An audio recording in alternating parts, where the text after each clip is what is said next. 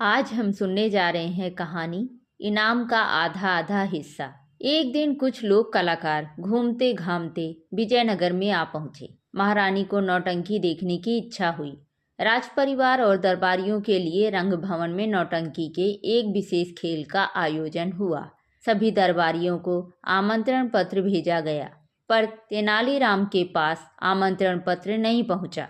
तेनालीराम को पता चला कि रंग भवन में नौटंकी के विशेष खेल का आयोजन हुआ है। नौटंकी के खेल का समय हुआ। आमंत्रण पत्र के बिना ही तेनालीराम पहुंच गए रंग भवन के पास। मुख्य द्वार पर द्वारपाल खड़ा था। उसने तेनालीराम को रोका और कहा, अपना आमंत्रण पत्र दिखाइए। आमंत्रण पत्र के बिना किसी को भी अंदर प्रवेश देने की सख्त मनाही है। यह सुनकर तेनालीराम ने कहा, तुम मुझे अंदर जाने दो। महाराज ने मुझे इनाम लेने के लिए विशेष रूप से बुलाया है। द्वारपाल जानता था कि तेनालीराम को कभी कभी दरबार में इनाम मिला करता था। उसने सोचा इस बार भी इनाम में तेनालीराम को मुहरों से भरी थैली मिलेगी। द्वारपाल बोला, आमंत्रण पत्र के बिना मैं आपको अंदर तो जाने दूं, पर मुझे क्या मिलेगा? तेनालीराम आंख से इशारा करते हुए बोले, महाराज मुझे जो कुछ इनाम देंगे उसमें से आधा हिस्सा तुम्हारा। द्वारपाल खुश हो गया। वह सोचने लगा, तेनालीराम को मिलने वाली थैली में से आधी मुहरें मुझे मिलेंगी। वाह, आज मेरा नसीब खुल जाएगा। द्वारपाल ने तेनालीराम को अंदर जाने दिया। तेनालीराम आगे बढ़े। अंदर के प्रवेश द्वार पर फिर एक द्वारपाल था। उसने भी तेनालीराम को रोका और बोला, अपना आमंत्रण पत्र दिखाइए। आमंत्रण पत्र के बिना किसी को भी अंदर जाने देने की सख्त मनाही है। तेनालीराम ने कहा, महाराज ने मुझे इनाम लेने के लिए विशेष रूप से बुलाया है, इसलिए तुम मुझे अंदर जाने दो। द्वारपाल की आंखें फैल गईं। वह बोला, इनाम? आपको इनाम मिलेगा, पर मुझे क्या मिलेगा? तेनालीराम आंख से इशारा करते हुए बोले, महाराज मुझे इनाम में जो कुछ देंगे उसमें से आधा हिस्सा तुम्हारा।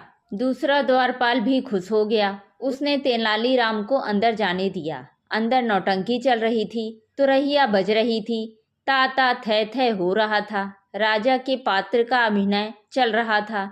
महाराजा और महारानी नौटंकी देखने में तल्लीन थे। तेनालीराम ने सोचा, कुछ ऐसी युक्ति करूं कि बाहर खड़े दोनों द्वारपालों को इनाम का आधा आधा हिस्सा ठीक से मिले। कुछ सोचकर तेनालीराम मंच पर पहुंच गए और राजा के पात्र का अभिनय करने वाले कलाकार को उन्होंने जोर से एक तमाचा जड़ दिया। फिर उसके सामने आंख तरेरते हुए खड़े रहे। नौटंकी का खेल बंद हो गया। महाराज को नौटंकी देखने में बड़ा मजा आ रहा था। रस भंग हो जाने से राजा को बहुत गुस्सा आया। वे चीख पड़े, तेनालीराम यह क्या कर रहे हैं? पागल हो गए हैं क्या?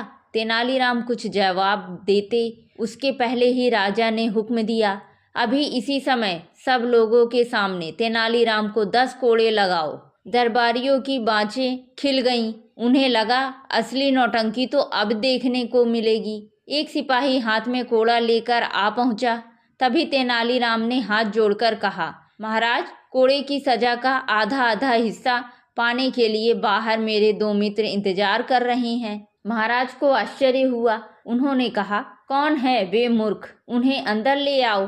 तेनालीराम ने एक सेवक के कान में कुछ कहा। वह सेवक थोड़ी ही देर में दोनों द्वारपालों को लेकर अंदर आया। दोनों द्वारपालों को देखकर महाराज का गुस्सा और भी बढ़ गया। वे चिल्लाए, तेनालीराम यह क्या मजाक हो रहा है? नौटंकी वालों को भी तेनालीराम के इस खेल में मजा आ रहा था। तेनालीराम ने सारी बात राजा को बताई। राजा ने हुक्म दिया, दोनों द्वारपालों को 5-5 कोड़े लगाओ और बाद में इन्हें नौकरी से निकाल दो। घूस लेने वाले मेरे राज्य में नहीं चाहिए। तेनालीराम की चतुराई और राज्य के प्रति उनकी वफादारी से राजा बहुत प्रसन्न हुए। उन्होंने हमेशा की तरह तेनालीराम को मुहरों से भरी हुई थैली इनाम में दी।